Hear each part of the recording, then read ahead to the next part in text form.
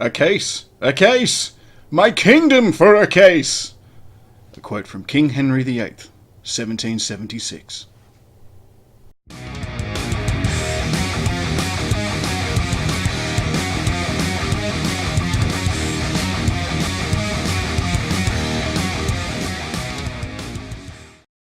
And welcome back to TechForge. I'm your host Nath, and today we'll be taking a look at one of the largest cases that I have ever seen, the DG8 series by EVGA, specifically the DG-85 model.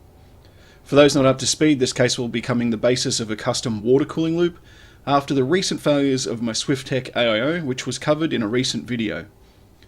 The DG-85 is one of 4 case spec options in the DG lineup. Favouring a relatively minimalist approach, it lacks many of the features found on its 86 and 87 spec stablemates. The main differences between the top spec DG8 series and this 85 are the exclusion of the basement hard drive caddies found in the 86 and 87 that increase total drive space to 12 slots from the base 4, a lack of USB 3.1 Type-C front I/O connectors, and opting against including the reservoir mounting bracket. The DG85 also forgoes the 6 standard EVGA 140mm fans found in the 87, as well as the EVGA fan controller and case temp sensor. Of note, it does keep the mirrored basement panel that houses the bottom power, reset and K-boost buttons, 2 USB 3.0 ports, a mic and headphone jack, as well as a VR pass-through connector for those with GPUs that support VR pass-through. Up top, it mirrors the power, reset and K-boost button, as well as sporting 2 USB 2.0 ports.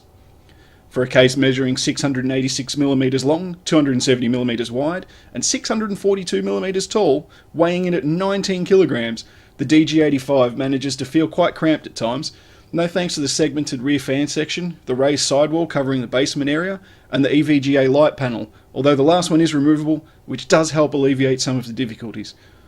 Speaking of removable, the door is also easily discombobulated from the chassis by a simple but robustly designed hinge system that was hugely satisfying in the chunky field of operation.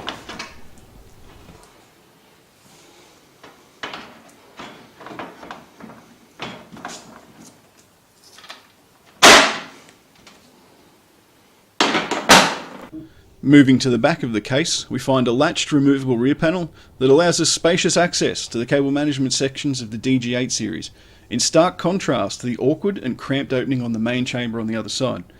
The rear has plenty of room to house either 4 2.5-inch SSDs or a combination of 2 3.5-inch hard disk drives with 2 SSDs. For most people, this will be plenty of storage space for regular use, although storage enthusiasts may want to spec up and pay the extra for the basement caddies.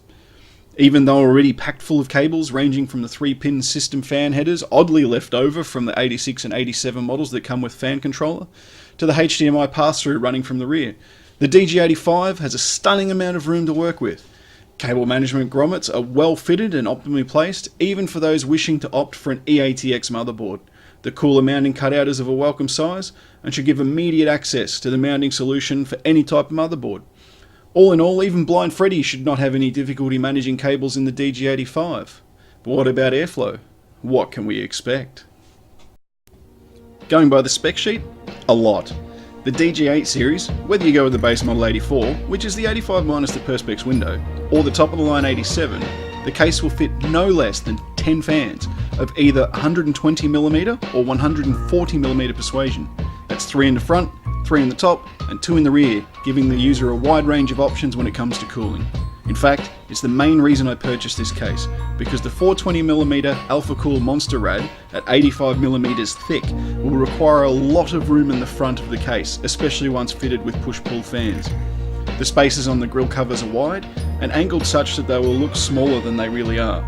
Under the cover, there is a solid mesh grille that appear to be more cosmetic than anything else, as the holes are too big to give any meaningful filtration.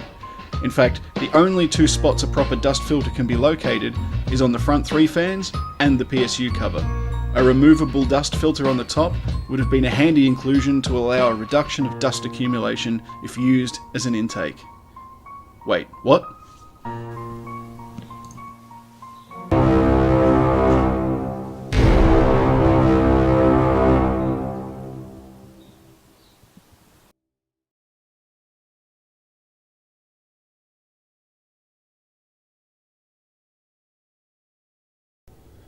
Overall, I think the DG8 series are a very well constructed case.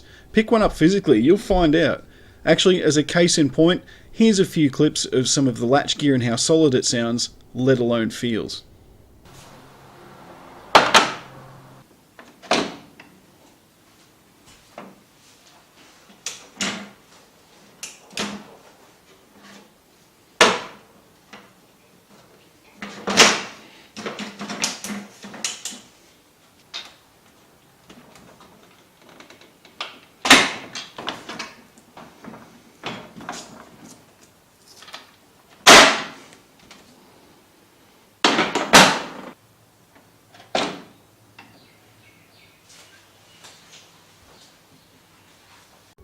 So what we have here is a highly versatile case with support for all sorts of motherboard and cooling options.